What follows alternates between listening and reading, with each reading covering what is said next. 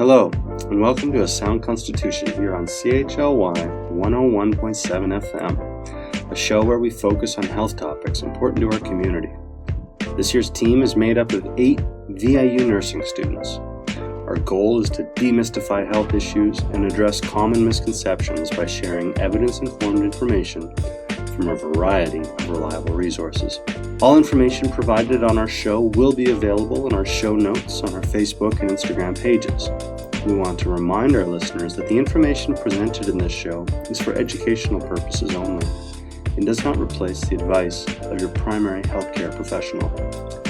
If you have any questions or concerns about what's being discussed, feel free to reach out to us on Facebook at A Sound Constitution, Instagram at CHLY A Sound Constitution, all one word, or email us at asoundconstitution@gmail.com.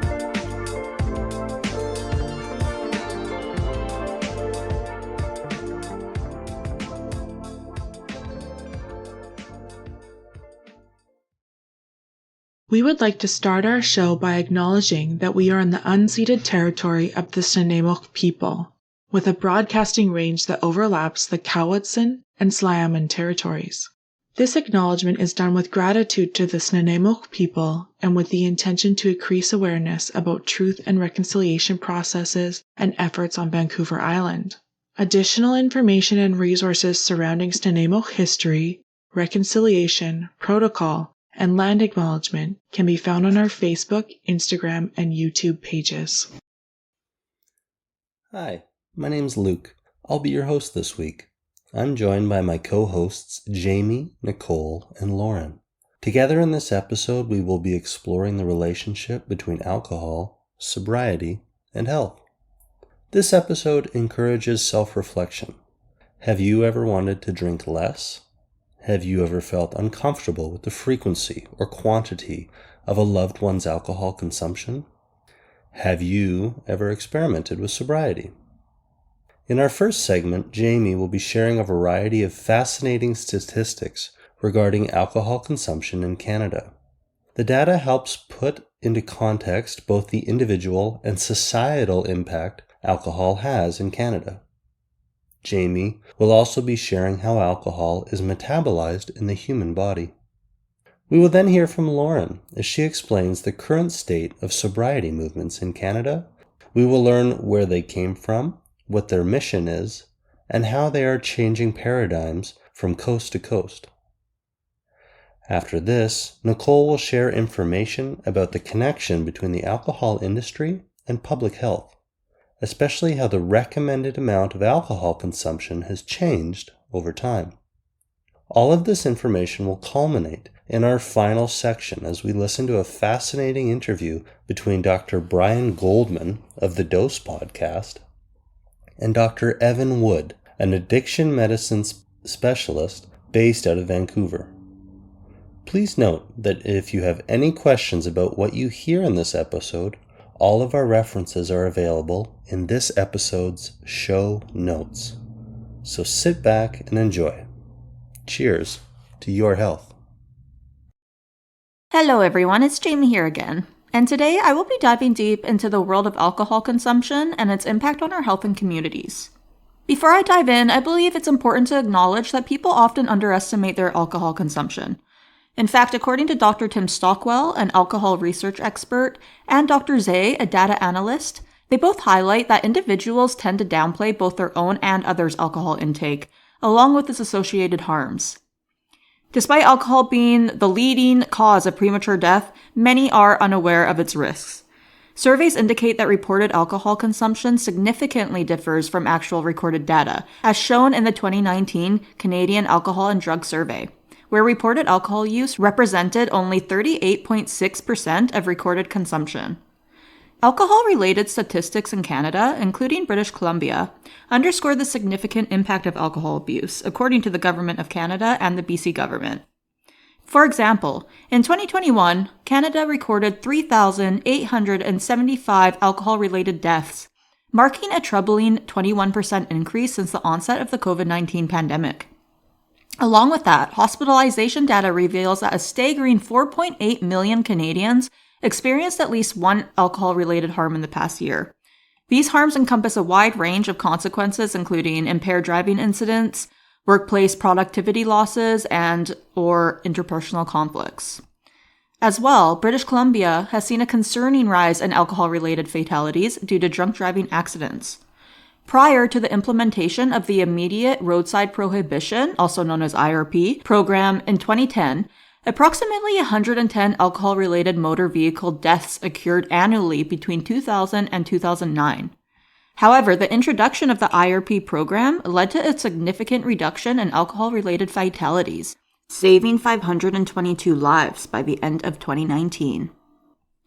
The Government of Canada also states that against the backdrop of alcohol's physiological consequences lies a sobering narrative of its societal toll, evident in epidemiological data highlighting its profound impact on public health. Alcohol-related issues resonate as significant contributors to morbidity, mortality, and societal burden in Canada. The COVID-19 pandemic further exacerbated this crisis, with 2021 witnessing a concerning surge in alcohol-related deaths. Alarmingly, a disproportionate burden of these casualties fell upon Canadians aged 64 and younger. In British Columbia, while recent trends indicate a slight decline in overall heavy drinking, rising alcohol prices suggest persistent societal challenges. Interestingly, while younger demographics exhibit a downward trend in heavy drinking, the elderly population, particularly those aged 65 and older, face an increasing risk of alcohol-related harm. These different trends show how alcohol use is affected by various factors like age and where you live, so we need to develop a comprehensive strategy to deal with the problems from many angles. So next, I will be rephrasing the details based on the research conducted by Dr. Rolf Teschk, a respected authority in hepatology, who is a distinguished physician and researcher from Germany. Additionally, I will include information from the Government of Canada's website. So let's take a closer look at how alcohol moves through the body. Picture yourself at a lively gathering with your friends enjoying a drink. As you take that initial sip of alcohol, a process begins within your body. Initially, the alcohol you consume enters your stomach, where only a small portion is absorbed directly into your bloodstream. Then the majority of it moves on to your small intestine, where it is rapidly absorbed in your bloodstream through the lining of the intestine. Think of your bloodstream as a vast network of pathways, like a big transportation system. When you drink alcohol, it travels through these pathways to different parts of your body. Now, your liver is like the powerhouse in charge of managing everything that comes through. So when alcohol reaches your liver, it gets to work. Special enzymes in your liver start breaking down the alcohol into safer forms. So, essentially, your liver acts as a powerful factory, transforming harmful alcohol into something your body can handle better. However, amidst this metabolic process, a problematic byproduct called acetaldehyde is produced. This substance poses a significant threat to your liver cells, as it has the potential to cause damage and inflammation. Despite the liver's remarkable detoxification abilities, the presence of acetaldehyde underscores the risks associated with excessive alcohol consumption and its impact on liver health. As alcohol and its metabolites circulate throughout the system, they exert profound effects on various organs and systems. In the brain, they disrupt neurotransmitter activity, leading to the characteristic feelings of intoxication. Meanwhile, the liver bears the brunt of excessive alcohol consumption, akin to overloading a vital processing center. Chronic alcohol abuse can precipitate a cascade of liver-related ailments, ranging from fatty liver disease to cirrhosis, where irreversible scarring compromises organ function. Looking specifically at British Columbia, troubling statistics emerge regarding alcohol misuse, especially among women of childbearing age. The 2019 Canadian Community Health Survey revealed that 30.5% of women aged 15 to 54 reported drinking alcohol every week, with 18.3% engaging in heavy drinking. This surpasses established low-risk guidelines, so these numbers are concerning, especially to healthcare providers dealing with the rise in alcohol-related health issues. This increase in alcohol misuse among women is perhaps influenced by various factors, including societal norms, psychological stress, and changes in drinking habits exacerbated by external factors like COVID-19, pandemic, as well as more people consume alcohol at home due to societal changes. Being aware of the facts and understanding the risks associated with alcohol is the first step towards creating healthier communities for ourselves and future generations. Until next time, thanks again. This is Jamie. Stay informed and stay safe. Thank you so much, Jamie. If you're just tuning in, that last segment highlighted key statistics regarding both the individual and societal impact of alcohol in Canada. Next, let's explore this notion of sobriety and how it manifests in the lives of Canadians. Lauren, take it away. Hi everyone, it's Lauren here today with a segment about sobriety movements. In this segment, I'll talk about where they came from and the rising popularity of being sober curious in the younger generations. As you may know, alcohol use in Canadian society is normalized and often encouraged, and sometimes there's a stigma that faces individuals who are sober. Interestingly, though, there is increasing support for what is called sober curious, a term gaining traction in North America, referring to people, often millennials, who have intentionally cut back on alcohol or stopped drinking altogether. In other words, they're mostly sober. Challenges like Sober October have spread across the world and invite individuals to take a break from alcohol for a month.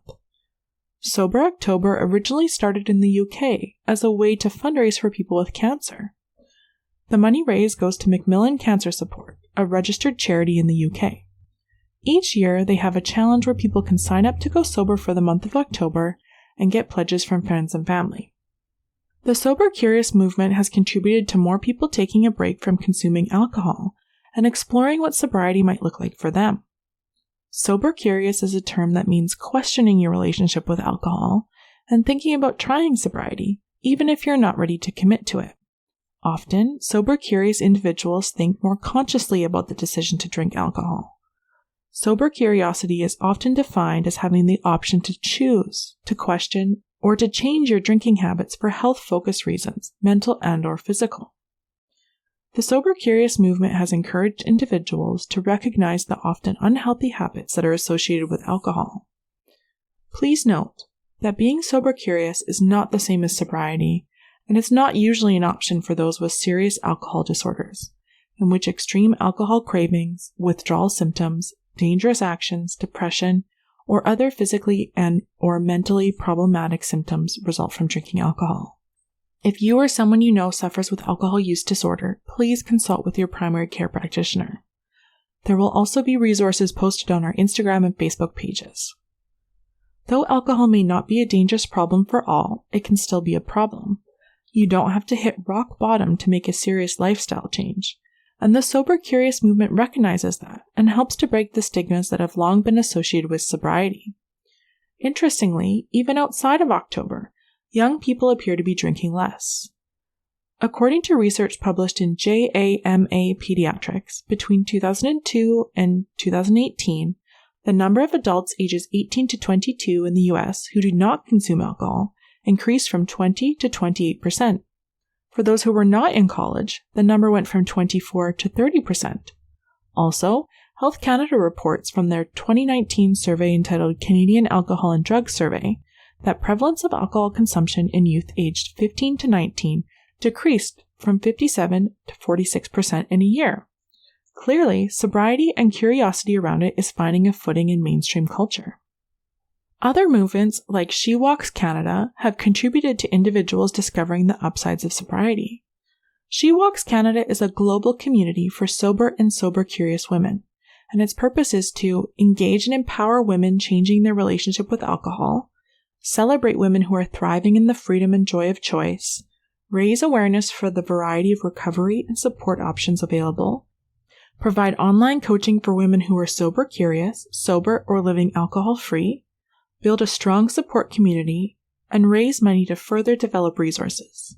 More information will be listed on our show notes on our Instagram and Facebook pages. The Canadian Press reports in an article from October 2023 that as the sober curious interest grows, major alcohol brands are making moves with sober versions of well-known products. With demand on the rise, the market is expected to keep growing. This may help individuals who are thinking about going alcohol-free to take the plunge without feeling like they're missing out. All across the country, individuals are opening sober bars filled with mocktails and non-alcoholic drinks such as kombucha. One reason sober bars are popping up across the country is that they remove the pressures and dangers of alcohol while providing a space for socialization and community, which all humans crave. There are many benefits to trialing a period of sobriety. According to an article from Healthline, Sober October presents a unique opportunity to assess our relationships with whatever substances we gravitate toward. Giving up alcohol or cannabis for 30 days can dramatically affect your day-to-day life. Staying sober for a month could also help break an addictive cycle and allow you to sit with whatever emotions arise rather than masking them with substances. Benefits from abstaining from alcohol for a month include improved sleep quality, improved memory, better immune function, and reduced risk of cancer. Some people may also experience improvements in their heart health and weight loss. According to Dr. Lawrence Weinstein, Chief Medical Officer for American Addiction Centers, there are also neurological benefits of abstaining from alcohol. Some can be seen within a week of alcohol cessation, but are much more noticeable after a month's time. Are you or someone you know sober curious? Are you interested in trying out a challenge like Sober October? Or are you wanting to know more about supports for sobriety and leading an alcohol-free life? Check out our show notes for a list of supports available in Nanaimo and around Vancouver Island. Thank you, Lauren. I had no idea sobriety movements took so many different shapes and forms. At this time in the episode, we'd like to share a fun fact for our listeners. According to Statistics Canada, in 2019, Canadian households spent an average of $1,125 just on alcoholic beverages. Keep in mind that in that same year, the Canadian household spent on average $10,311 just on food expenditures. We're curious, if you had an extra $1,000 every year, what would you do? With that in mind, next we're going to be hearing from Nicole as she dives into the fine print on the current recommended alcohol intake according to Health Canada. We will also learn about the relationship between the alcohol industry and public health policy. Hi, I'm Nicole, and I'm going to fill you in on some updates that have happened in the last decade or so that impact not just our health but also our social habits. Do you know the latest guidelines around recommended alcohol intake? Is it still common belief that alcohol has health benefits? I'm going to be answering these questions and more, so stay tuned. There's been an update on alcohol consumption guidelines by the Canadian Centre on Substance Use and Addiction, or CCSA, in January of 2023. Up until then, we've been following the low-risk alcohol drinking guidelines created in 2011, which stated that to keep our health risks low, men should consume no more than 15 drinks a week with a maximum of 3 drinks a day, and women up to 10 drinks a week with a maximum of 2 drinks a day. It was a guideline many of us found manageable, a way to enjoy our social lives without too much worry. But there's been a change with the new framework titled Canada's Guidance on Alcohol and Health. This new guide isn't just about setting limits. It's about informing us on the continuum of risk associated with alcohol intake.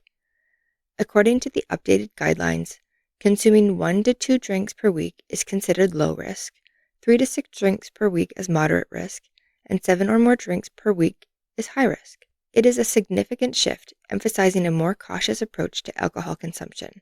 What's particularly noticeable is the guidelines point on how health risks increase more steeply for females than males beyond the moderate limit, which is above 6 drinks per week. This update brings to light the broader health implications linked to alcohol use. The guidance suggests that stepping away from alcohol altogether could lead to improved health and better sleep quality. That's a bold statement in our society, where having a drink or two is often at the heart of our social gatherings. These guidelines are a tool, a piece of knowledge we can use to make informed decisions about our alcohol consumption. It's an invitation to reflect on our habits and consider the impact on our health. A standard drink is defined as a 12-ounce bottle of 5% beer or cider, or a 5-ounce glass of 12% wine. And yes, that's typically smaller than the smallest glass you might find on the menu at your favorite restaurant. Or for those who prefer hard liquor, a standard drink equals a 1.5 ounce shot glass of spirits. To put that into perspective, your 2 drinks for the week could be consumed in one go if you opt for a double margarita.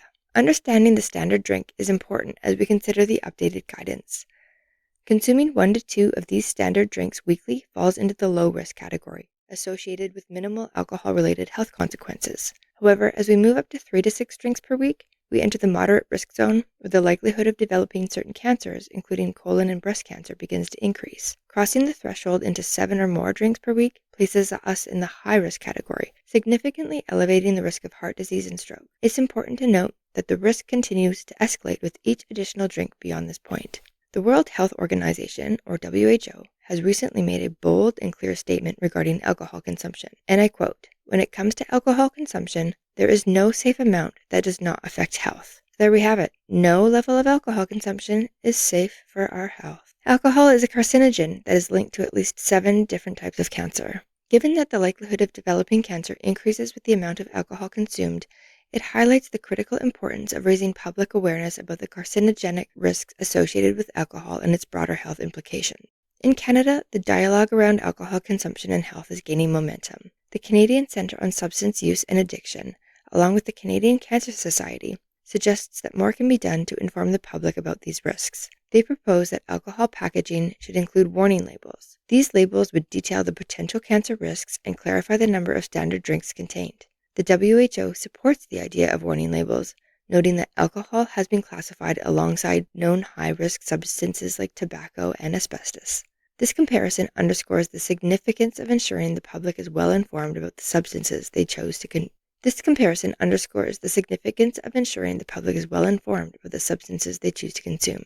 I want to spotlight a unique study from Whitehorse, Yukon, where alcohol bottles and cans were labeled with health warnings, including risks of cancer and recommended drink limits. This federally funded initiative aimed to shed light directly at the point of sale about the health impacts of alcohol consumption. Despite its early success in lowering alcohol sales by 6% and consumption by 7%, the study faced resistance. Liquor companies pushed back against the association of alcohol with cancer on the labels, leading to a temporary pause. This scenario highlights the tension between public health awareness and industry interests. Interestingly, a Canadian Cancer Society survey in 2022 found that 80% of Canadians are in favor of such health messages on alcohol packaging. It seems there's a strong public desire for transparency about the risks associated with alcohol. People want to know and have a right to know what they're consuming and the health risks associated with it in order to make informed decisions about their own health. This Yukon case study stresses a crucial point. When it comes to our health, knowledge is power. While alcohol companies may prefer to emphasize responsible and moderate drinking, the public's appetite for clear, health-related information is undeniable. And what does the role of marketing and advertising play on alcohol consumption? Studies reveal that increased exposure to alcohol portrayal in media correlates with higher levels of drinking. This connection is not merely about visibility, but extends to shaping societal perceptions, often glamorizing alcohol use, and has no restriction on its audience. The oversight of advertising standards in Canada falls under the jurisdiction of the Canadian Radio, Television and Telecommunications Commission, or CRTC. The CRTC's Code for Broadcast Advertising of Alcoholic Beverages, last updated in 1996, serves as the current regulatory framework. However, the explosion of digital media since then has significantly altered how and where alcohol marketing reaches its audience, suggesting an urgent need for these regulations to be revisited and updated. The shift to digital platforms necessitates a more sophisticated and contemporary approach to the regulations governing alcohol advertising, making sure that these rules are both thorough and reflective of the ways media is consumed today. This discussion underlines the importance of modernizing regulations to safeguard public health and promote responsible marketing practices, especially in an era where digital platforms have an unprecedented reach and influence. It's a call to action for a balanced dialogue among healthcare professionals, policymakers, and the industry towards updating these standards in alignment with contemporary media consumption habits and ethical advertising principles. Consuming alcohol is a personal choice. We hope the guidelines and information shared today will support your autonomy in making informed decisions. For more information on these guidelines, you can go to www.ccsa.ca or find the link in our show notes. All references from this segment will also be in our show notes, which can be found on our Facebook, Instagram, and YouTube pages. Until next time. Thank you, Nicole. We hope our listeners at home find that information as fascinating as we do. Our mission here at A Sound Constitution is to demystify health topics.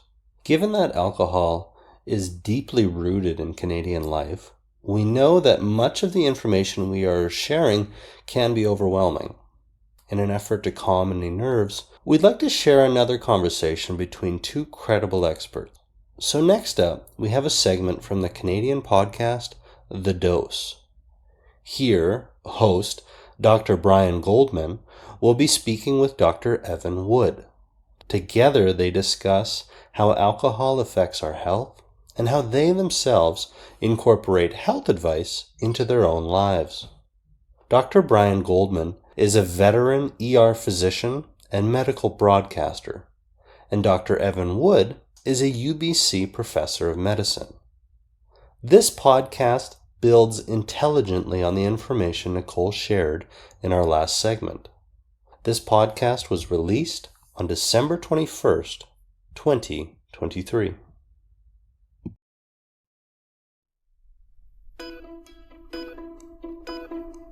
Hi, I'm Dr. Brian Goldman. Welcome to The Dose. For some time now, the rules regarding safe drinking have been undergoing a seismic shift, in large part because of what alcohol can do to your health. New Canadian guidelines released in January say more than 2 drinks per week can raise your risk of some very common types of cancer, and there are other health effects as well. So this week we are asking, what should I know about how alcohol affects my health? Hi, Evan. Welcome to The Dose. Hi, thank you so much. I have never been a big drinker, and I'm wondering, have those new guidelines affected your own personal alcohol consumption? I've never been a huge drinker either, but I've elected to not drink, just because of those guidelines, which, show that even a small amount of alcohol probably harms our health. So, a special occasion or something comes up like that, I'm not, it's not a firm line in the sand, but in terms of, certainly through medical school and as a physician early in my career, if there was a bottle of wine open on the counter and it was a Tuesday night and I felt like having a glass of wine, I would. Whereas I'm no longer in that routine. Interesting. It's probably one of the reasons why I have never given up jogging. Because as we learned more about the health benefits of jogging, I thought, well, since I'm in the habit, I might as well continue it. So since you're not in the habit of drinking and I'm not in the habit of drinking, it's probably a good thing that we don't. And what we're going to find out in this edition of The Dose is why that is. So I can't wait to get into that conversation. But before we do, can you give us a hi, my name is, tell us what you do and where you do it? Just ad lib. Sure, yeah. Hi, my name's Dr. Evan Wood. I'm an addiction medicine physician in Vancouver. Where at the University of British Columbia, I'm a professor of medicine and Tier 1 Canada Research Chair in addiction medicine. Which is why we have come to you. And, people think of alcohol as a substance that is associated with dependence or addiction, and that is true. But we're going to be hitting hard the health angle here. So let's start with low-risk drinking. What are Canada's current new guidelines on alcohol and health? Yeah, well, this is probably where people are feeling a little bit of whiplash because for a long time now, since 2011, we've had low-risk drinking guidelines, which have been, compared to the current recently released standards, fairly permissive, allowing men up to 15 drinks per week to still be low risk, women 10 drinks per week. Whereas now the new guidance essentially says if you drink more than 2 drinks a week, you're probably elevating the risk of health and social harms in your life. And by drinks, we mean standard drinks. Can you just talk a little bit about that? Yeah, if you think of a traditional glass of wine or a traditional 5% beer or 1.5 ounces of spirits, that's a standard drink in Canada, and it varies a little bit internationally. But yeah, there's no cheating with what's a standard drink. It's relatively modest in itself. So let's get to the meat of this. What are the specific risks of drinking more than 2 standard drinks per week? Yeah, the risks sort of are dose dependent. And so for your average Canadian, if it's 2 or less, they're probably, in that range of more inconsequential risks. And if you start drinking more than 2, that's when you start to see some common oral cancers emerge. It's where in women you start to see increased risk of liver problems. And it's where you start seeing intentional injuries increase by about sort of 10%. And so the numbers can sort of get played with a little bit. And how I take this, it's interesting. I have a fairly conservative family member who's like, oh, government is trying to, tell me how I can live my life. And I look at these recommendations totally differently insofar as it's really just information. But it should be individualized, for somebody who has a family history of cancer, that 10% increase might be very meaningful. Whereas for somebody who's, hasn't got any cancer risk in their family, that may be less meaningful than a 10% elevated risk if the baseline risk is actually quite low. And it's really important for people listening to you and I talk about this to mention that, this risk of increased risk, for instance, of cancer after drinking more than 2 standard drinks a week. That doesn't mean that if you have that third standard drink, you will get cancer. It increases your risk on a population level. Can you talk a little bit about that? Yeah, and that's really where it's important to have an understanding of the baseline risk. Like if the baseline risk of these oral cancers is, 1 in 100,000, a 10% increase in that risk is modest. It's sure you're putting yourself out there for increased risk in comparison to those that don't drink, but the risk is still, really, really low. And I think what these guidelines show is there's really an exponential risk as you go from 2 to 3 to 4 to 5. Once you get to sort of 5 drinks a week for liver disease like cirrhosis, that starts to go up really dramatically. So even in the sort of moderate drinking levels that we would consider low risk according to the prior guidelines, you actually start to see, considerable risk elevation. And another important point about these guidelines, and I think something that's really well recognized from the literature and important given this time of year, is those are weekly averages, but there's special risks associated with what we would call periodic excessive alcohol use, or what sometimes gets referred to as binge alcohol use. So if you have 3 drinks on any one occasion, like at a Christmas party, you're at obvious risks of other kind of harms, like getting behind the wheel or making bad decisions that you might not otherwise make under those circumstances. But certainly, when we get back to the guidelines that we're talking about, many people were surprised by how low that threshold is for risk, just 2 standard drinks a week. How do you interpret that threshold? I think, again, it really needs to be individualized. So, there's some evidence of increased risk of self-harm. So individuals that have low mood or a family history of suicide, alcohol could be, particularly risky. Whereas if you're, Mr. Positive and you always have a really very positive outlook and you have 3 drinks a week and you're really controlled with it, then, as a physician, if a patient was asking, I'd say, look, just continue doing what you're doing and being mindful and self-monitoring. And I don't see a problem there. I think it's really recognizing that this is along a continuum. And as you say, if you have more than 2 drinks, no one's saying you're going to get cancer, but you're going to be at elevated risk of harms in comparison to others. And 2 to 3 to 4 to 5, that risk is really going to go up, considerably. So the key message I'm getting from you here that's really important is that people interpret the new guidelines, the 2 standard drinks per week, according to their own personal history. So if they've got a strong family history of cancer, then that should really push them to obey those 2 standard drinks per week. In the same way that if somebody has a history, a strong family history of heart disease, and they've already got type 2 diabetes and they've got hypertension, then drinking is another risk factor that could push them over the edge and get them into cardiovascular complications.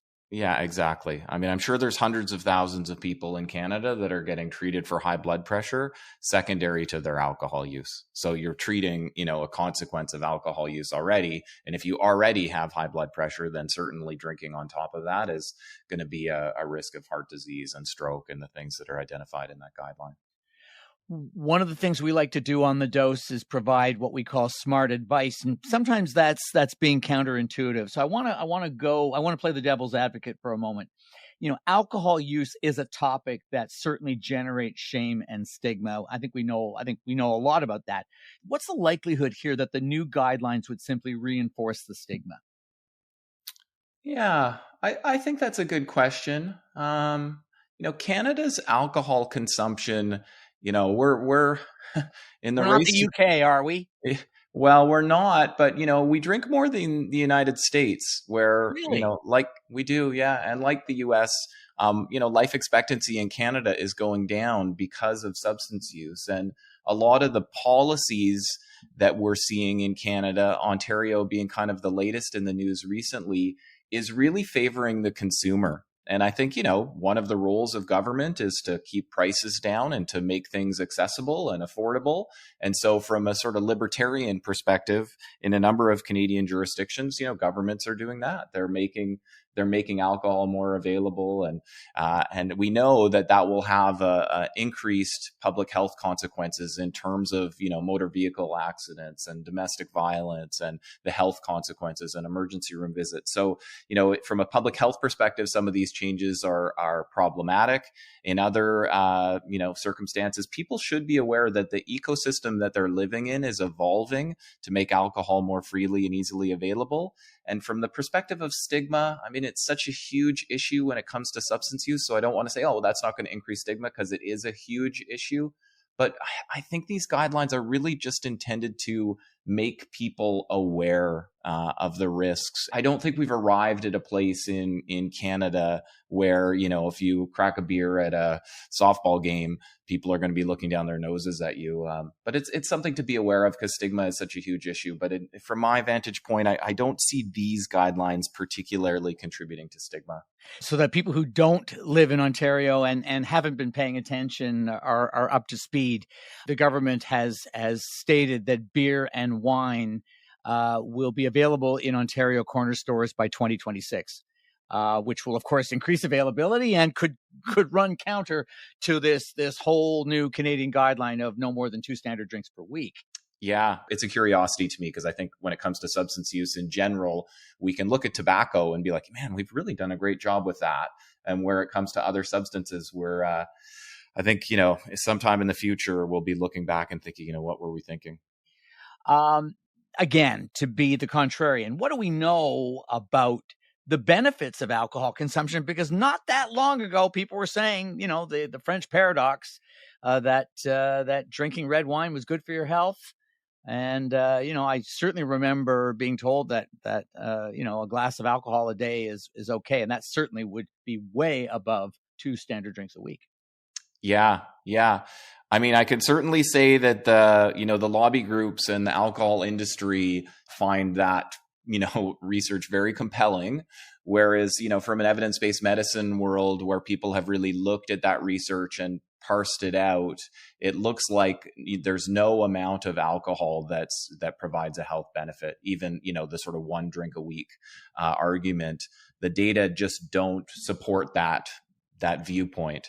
Though, certainly I've noticed when there's, a news story about, the risks and dangers of drinking, oftentimes the media will go to, one of the alcohol industry lobby groups for comment, and they'll sort of say, well, we're, familiar with the decades of research suggesting moderate alcohol consumption provides cardiovascular benefits.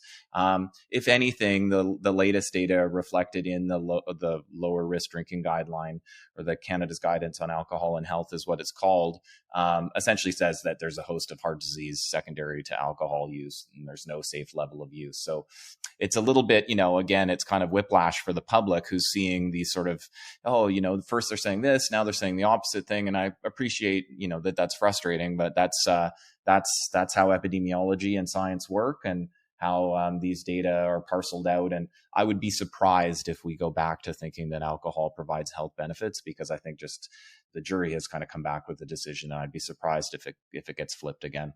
Okay. In case you're just joining us, this segment is a conversation between Canadian physicians Brian Goldman and Evan Wood.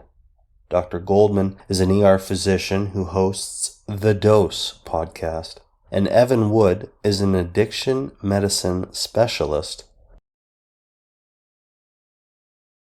Let's assume that you've convinced at least some of the people listening to us to cut back on alcohol use. Say they've had a glass of wine every day with dinner, and they want to cut back. How do they go about doing that?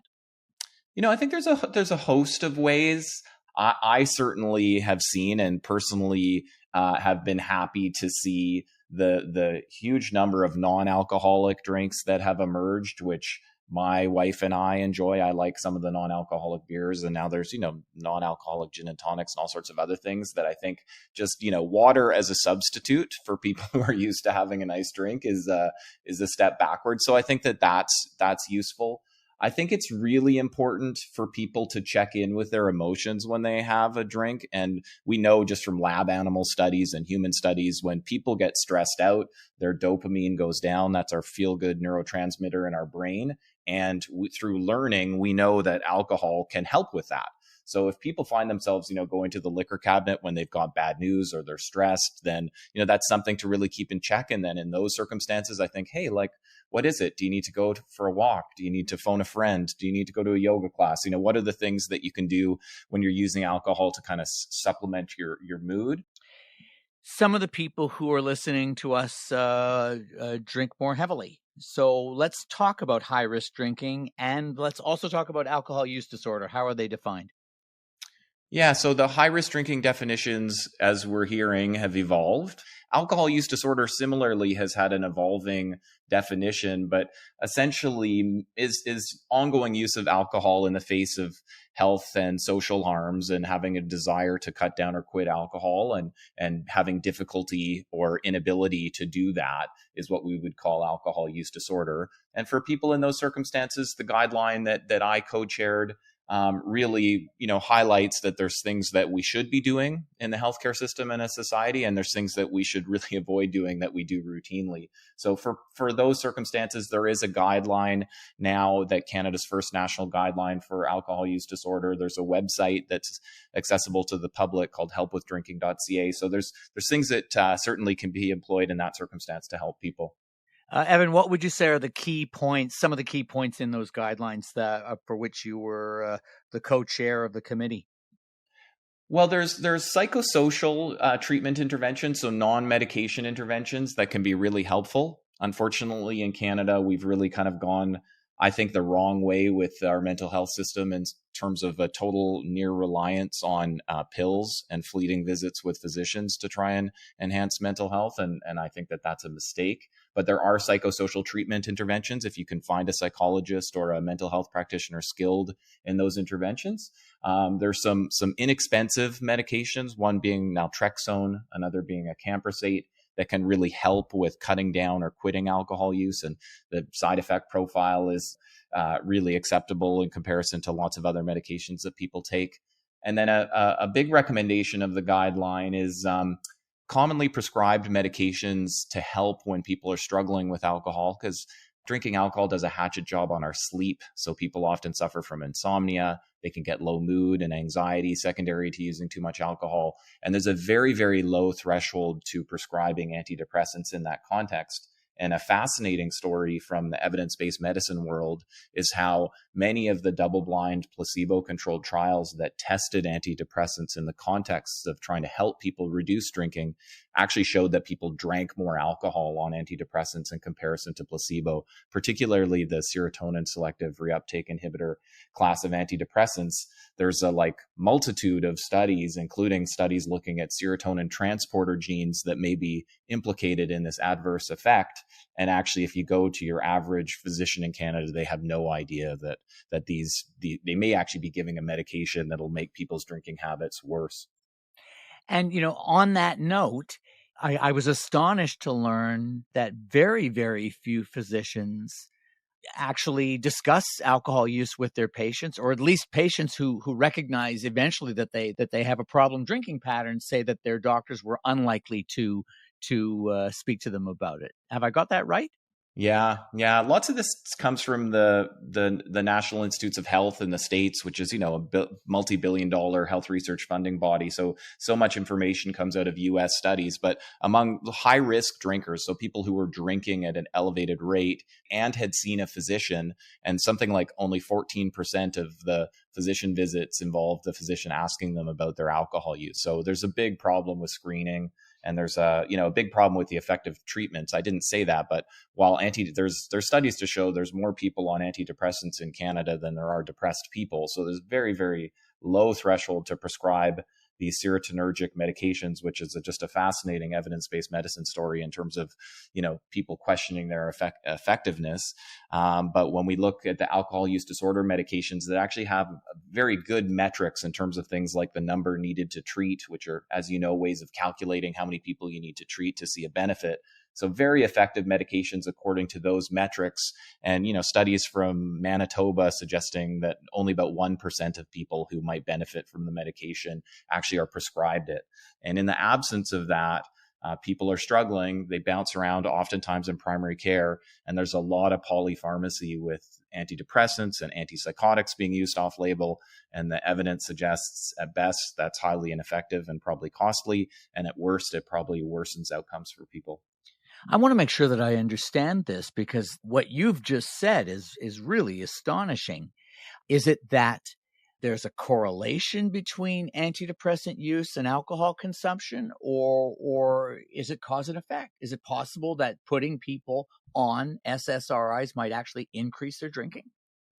Well, again, it's a fascinating story from an evidence-based medicine perspective. We talk about preclinical studies. These are the controlled studies with lab animals where you control absolutely everything and you give them an antidepressant, an SSRI antidepressant or placebo, and you can routinely show that you can make animals lever press to drink more in these experiments. That's causal for sure.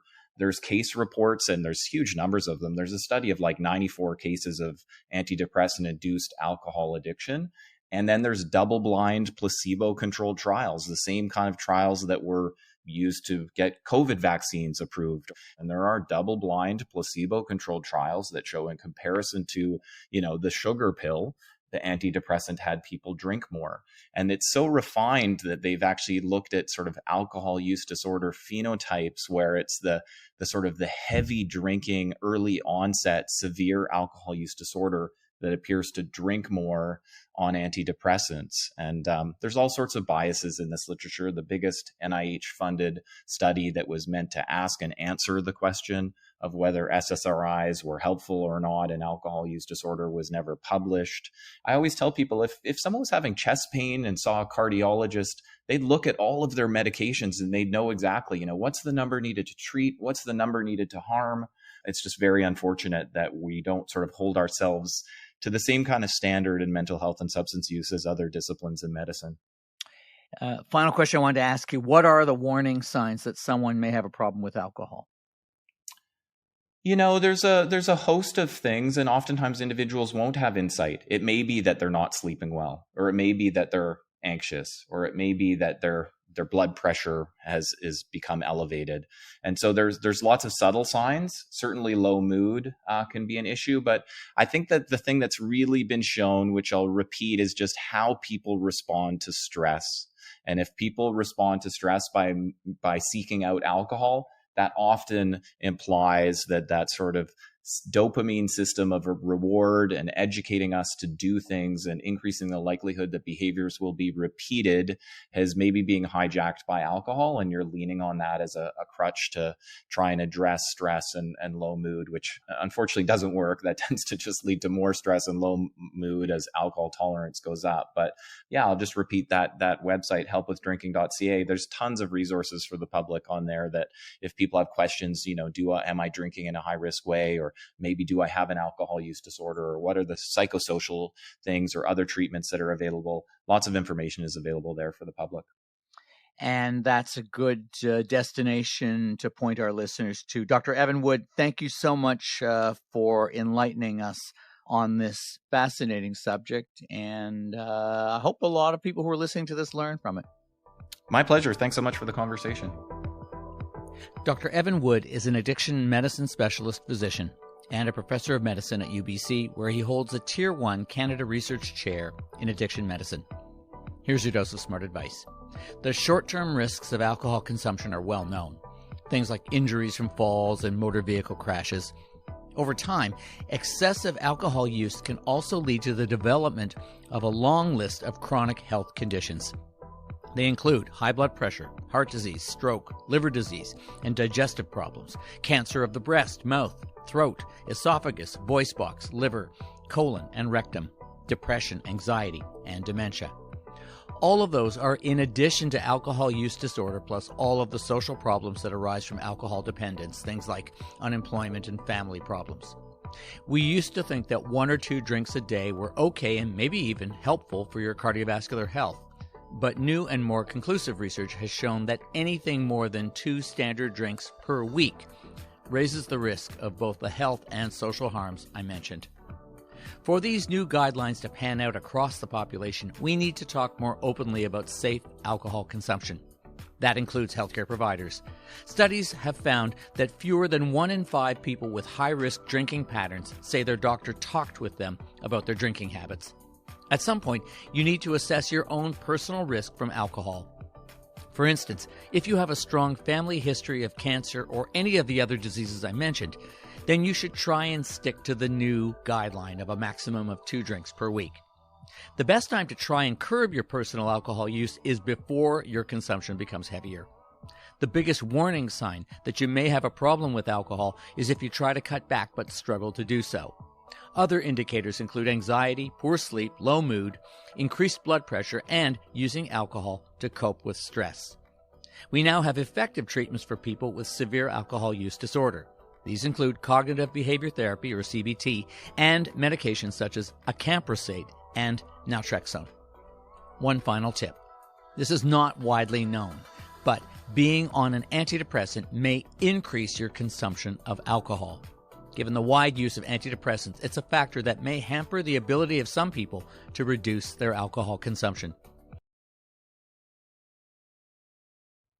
That interview is from the popular health podcast, The Dose, with host Dr. Brian Goldman. Dr. Goldman is an ER physician, and Dr. Evan Wood is an addiction medicine specialist.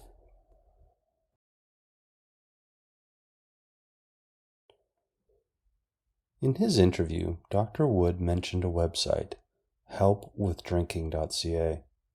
This website was created by Health Canada, and it contains a wealth of information.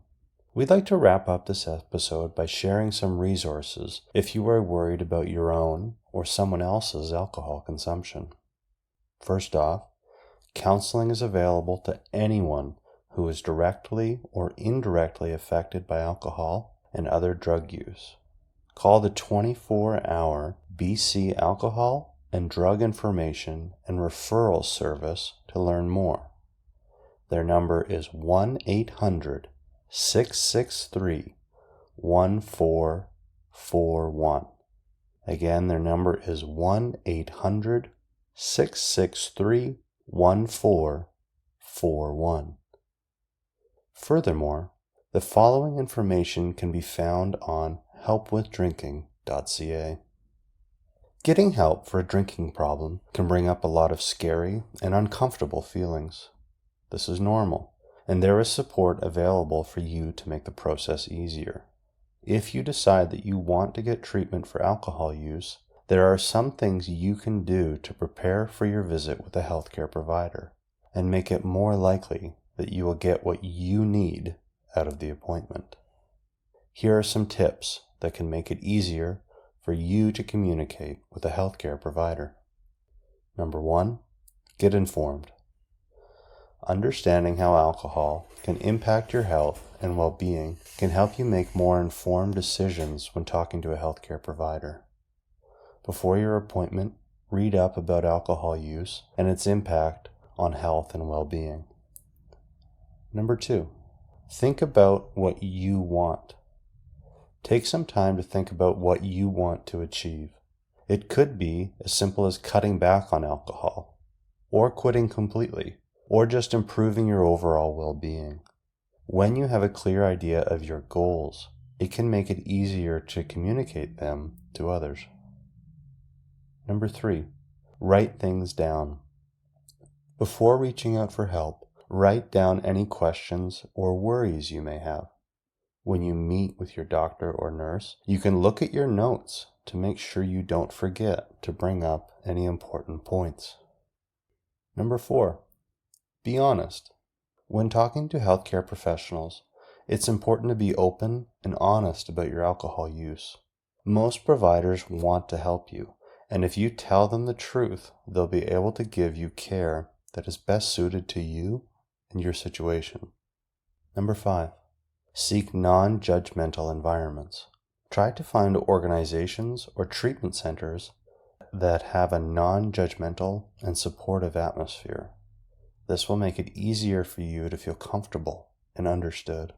If that's not possible, try to find some support resources online. Number 6, try to involve someone you trust. If you're feeling anxious or overwhelmed, consider asking for help from a trusted friend, family member, or other support person. They can go with you to appointments, help you ask questions, and take notes. They can also offer emotional support and can help you navigate the process. And finally, number 8, find support networks. Look for people or groups of people who have gone through some of the same struggles as you. They can be a source of support, understanding, and inspiration on your journey to wellness. They can help you stick to your treatment plan and stay focused on your goals. Plus, they can check up on you regularly and see how you are doing.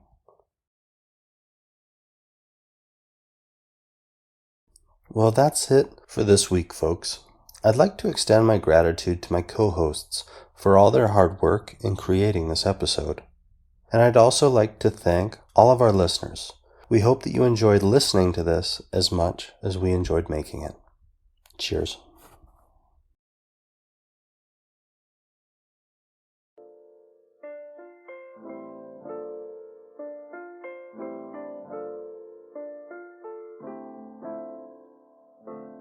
For details and show notes from today's episode, or to follow along on what's coming up this season, check out our Facebook page, A Sound Constitution, our Instagram, CHLY, A Sound Constitution, or our Twitter at ASC_VIU.